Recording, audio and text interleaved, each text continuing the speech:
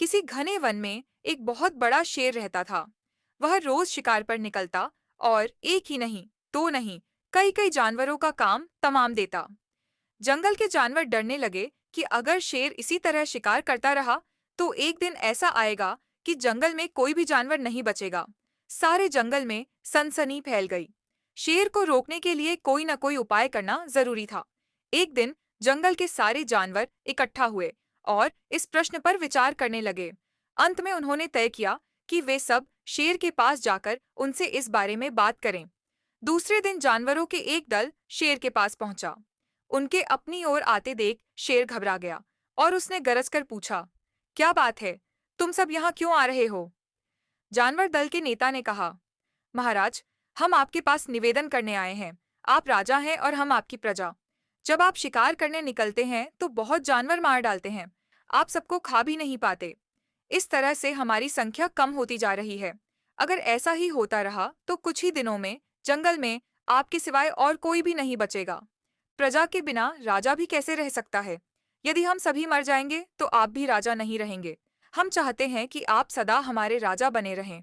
आपसे हमारी विनती है कि आप अपने घर पर ही रहा करें। हर रोज स्वयं आपके खाने के लिए एक जानवर भेज दिया करेंगे। इस तरह से राजा और प्रजा दोनों ही चैन से रह सकेंगे। शेर को लगा कि जानवरों की बात में सच्चाई है। उसने पल भर सोचा, फिर बोला, अच्छी बात है, मैं तुम्हारे सुझाव को मान लेता हूँ, लेकिन याद रखना, अगर किसी भी दिन तुमने मेरे खाने के लिए पूरा भोजन नहीं भेजा, तो मैं जितने जानवर चाहूंगा मार डालूंगा। जानवरों के पास तो और कोई चारा नहीं। इसलिए उन्होंने शेर की शर्त मान ली और अपने अपने घर चले गए। उस दिन से हर रोज शेर के खाने के लिए एक जानवर भेजा जाने लगा। इसके लिए जंगल में रहने वाले सब जानवरों में से एक एक जानवर बारी बारी से चुना जाता था। कुछ दिन बाद खरगोशों की बारी भी आ गई। शेर के भोजन के लिए एक नन्हे से खरगोश को चुना गया। वह खरगोश जितना छोटा था उतना ही चतुर भी था। उसने सोचा, बेकार में शेर के हाथों मरना मूर्खता है। अपनी जान बचाने का कोई ना कोई उपाय अवश्य करना चाहिए और हो सके तो कोई ऐसी तरकीब ढूंढनी चाहिए जिसे सभी को इस मुसीबत से सदा के लिए छुटकारा मिल जाए। आखिर उसने एक तरकीब सोच ही निकाली। खरगोश धीरे धीरे आराम से शेर के घर की ओर चल पड़ा। जब वह शेर के पास पहुंचा तो बहुत देर हो चुकी थी। भूख के मारे शेर का बुरा हाल हो रहा था।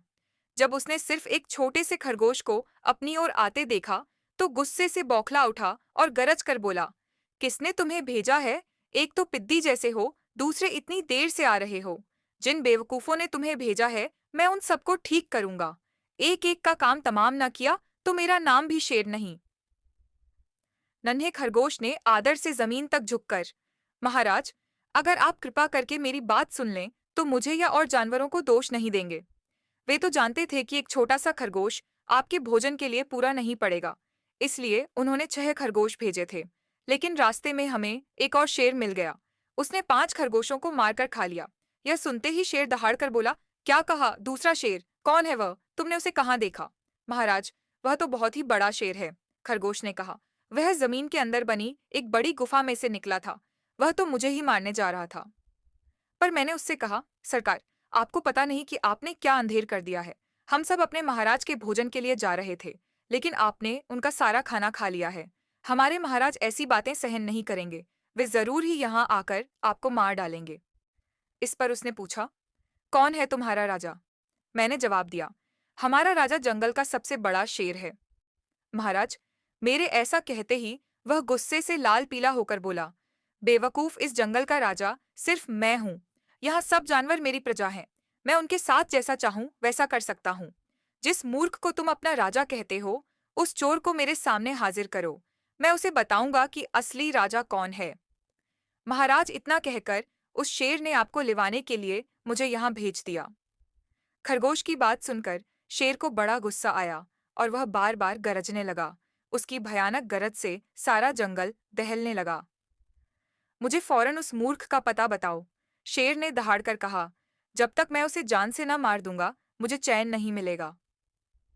बहुत अच्छा महाराज, खरगोश ने कहा, मौत ही उस दुष्ट की सजा है। अगर मैं और बड़ा और मजबूत होता तो मैं खुद ही उसके टुकड़े टुकड़े कर देता। चलो, रास्ता दिखाओ। शेर ने कहा, फौरन बताओ किधर चलना है। इधर आइए महाराज, इधर। खरगोश रास्ता दिखाते हुआ शेर को एक कुएं के पास ले गया और बोला, महाराज, वह दुष्ट शेर जमीन के नीचे किले में रहता है। जरा सावधान रहिएगा। किले में छुपा दुश्मन खतरनाक होता है। मैं उससे निपट लूंगा, शेर ने कहा। तुम यह बताओ कि वह है कहाँ? पहले जब मैंने उसे देखा था, तब तो वह यहीं बाहर खड़ा था। लगता है आपको आता देखकर वह किले में घुस गया। आइए मैं आपको दिखाता हूँ। खरगोश ने कुएं के नजदीक आकर शेर से अंदर झांकने के लिए कहा। शेर ने कुएं के अंदर झांका तो उसे कुएं के पानी में अपनी परछाई दिखाई दी। परछाई को देखकर शेर जोर से दहाड़ा। कुएं के अंदर से आती हुई अपने ही दहाड़ने की गूंज सुनकर उसने समझा कि दूसरा शेर भी दहाड़ रहा है। दुश्मन को तुरंत मार डालने के इरादे से वह फौरन कुएं में कूद पड़ा। कूदते ही पहले तो वह कुएं की दीवार से टकराया, फिर धड़ाम से पानी में गिरा और डूबकर मर गया। इस तरह चतुराई से शेर से छुट्टी पाकर नन्हा खरगोश घर लौटा।